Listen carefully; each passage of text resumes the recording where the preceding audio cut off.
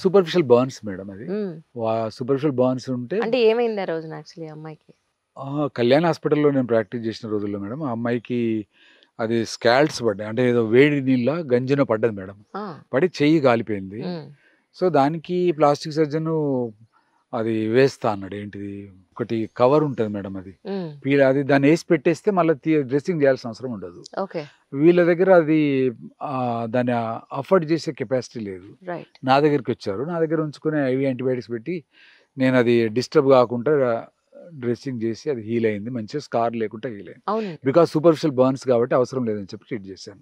ఇప్పుడైనా మన మంచి కోరి అంత సింపుల్‌గా చేయగలిగే ట్రీట్మెంట్ కూడా కాంప్లికేటెడ్ చేసే సిట్యుయేషన్సే ఈరోజు ఎక్కువ చూస్తున్నాం. I have done so many complicated cases madam. హ్మ్. నేను వరంగల్‌లో ఇప్పుడు హన్మకొండలో ఉన్నా, నేను ఔట్ ఆఫ్ స్టేషన్ అంటే బూస్ట్ చేసుకోవడం కాదు, వాస్తవం చెప్తున్నా. ఐ నో ఒక సార్. 4, 5 హాస్పిటల్‌లో పీపుల్ నేను ఔట్ ఆఫ్ స్టేషన్ ఉంటున్నానంటే అప్పుడు వాళ్ళు చాలా జాగ్రత్తగుంటారు.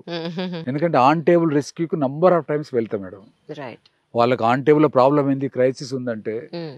ఒక 4, 5 హాస్పిటల్స్ నేను ఎమర్జెన్సీ‌గా వెళ్తా నేను. హ్మ్.